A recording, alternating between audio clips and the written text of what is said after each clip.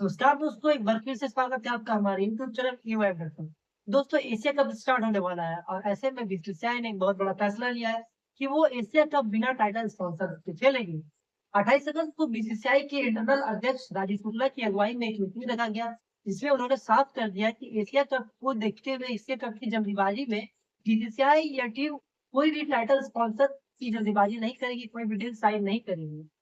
और prevention regulation bill 2025 के चलते बीसीसीआई का टाइटल स्पॉन्सर ड्रीम इलेवन और उनके जैसी तमाम रियल मनी गेमिंग वाली कंपनियों पर पूरी तरह से प्रतिबंध लग गया है, पूरी तरह से बैन लग गया है। जिसके चलते बीसीसीआई के साथ ड्रीम इलेवन का जो कॉन्ट्रैक्ट था वो समाप्त कर दिया गया है।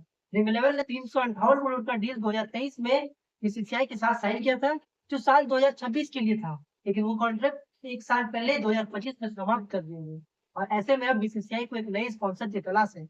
इसके लिए बीसीसीआई ने 2 सितंबर से 16 सितंबर तक बिडिंग करने की जो राइट्स है, बिडिंग करने की जो अधिकार है, उसके लिए अप्लाई करने का समय तय किया है। 2 सितंबर से 16 सितंबर तक के बीच जो भी कंपनियां बीसीसीआई के टाइटल स्पॉन्सरशिप का डील साइन करना चाहती है या लीड स्पॉन्सर बनना चाहती है या इंडियन जर्सी पर अपना लोगो छपवाना चाहती है, वो 2 सितंबर से 16 सितंबर के बीच इंटरेस्ट ऑफ एक्सप्रेशन जता सकती है। और बीसीसीआई ने इस डील को साइन करने के लिए या इस बीड में हिस्सा लेने के लिए, इस बीड में भाग लेने के लिए कंपनियों के लिए जो कंडीशंस रखे हैं, मैं आपको बता दूं कि सबसे पहले पिछले 3 सालों में 300 करोड़ का टर्नओवर होना चाहिए। जो कंपनी बीसीसीआई के साथ स्पॉन्सरशिप डील साइन करेगी या इस बीड में हिस्सा लेगी या इस बिडिंग में पार्टिसिपेट करेगी, उसकी नेटवर्थ, उसकी टर्नओवर 300 करोड़ होनी चाहिए पिछले 3 सालों के बीच।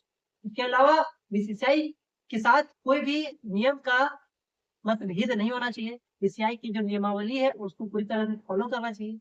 कोई भी 2 या 2 से अधिक साल की सजा वाले क्रिमिनल एक्टिविटी में उनके ओनर का इन्वॉल्वमेंट नहीं होना चाहिए। यानी कि बीसीसीआई के साथ जो टाइटल स्पॉन्सर डील साइन करेगी या बीड में जो हिस्सा लेगी, उस कंपनी के ओनर के पीछे या उस ओनर का जो क्रिमिनल बैकग्राउंड नहीं होना चाहिए, उस ओनर के पीछे या उस ओनर के ऊपर कोई भी ऐसा केस नहीं होना चाहिए जिससे 2 या 2 से अधिक साल की सजा हो सकती है।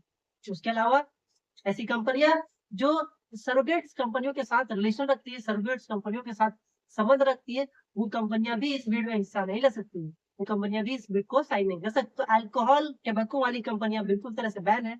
उसके साथ रियल मनी वाली कंपनियां भी पूरी तरह से बैन है। ड्रीम इलेवन, एमपीएल जैसी, पोपो, उकरबाजी, ये सारी कंपनियां बैन है। उसके साथ ऐसी कंपनियां जो अश्लील पदार्थ या अश्लील प्रोडक्ट बनाती है या बेचती है, वो कंपनियां भी इस डील में हिस्सा नहीं ले सकती। उसके अलावा वैसी कंपनियां जो सरोगेट्स कंपनियों के साथ या सरोगेट्स कंपनियों का एडवर्टाइजमेंट करती हैं, वो कंपनियां भी इस डील में हिस्सा नहीं ले सकती हैं। मैं अपने दर्शकों को बता दूं, सरोगेट्स का मतलब होता है वैसी कंपनी जो आपको दिखाती कुछ और है और बताती कुछ और है। जैसे कि अगर एग्जाम्पल लिया जाए तो एक एड आता है बोलो जुबा केसरी, उसमें वो कंपनी केसर बोलकर कुछ और बेचती है। उसके बाद एक और एड आता है कि इलायची, इलायची के नाम पर डैश इलायची, कोई भी इलायची का नाम ले देती है, दाने-दाने में केसर का स्वाद या इलायची का स्वाद, या ऐसी कंपनियाँ जो इलायची और केसर बोल के कुछ और ही बेच रही है। उस तरह की कंपनियाँ इस भीड़ में हिस्सा नहीं ले सकती, उस तरह की कंपनियाँ को भी बैन कर दिया गया है और वैसी कंपनियाँ को ही सर्विस कंपनियाँ कहते हैं, जो पानी बेच बोलकर दारू बेचती है या केसर बोल के कुछ और बेचती है या इलायची बोलकर कुछ और बेचती है। वैसी कंपनी को सर्विस कंपनियाँ कहते हैं।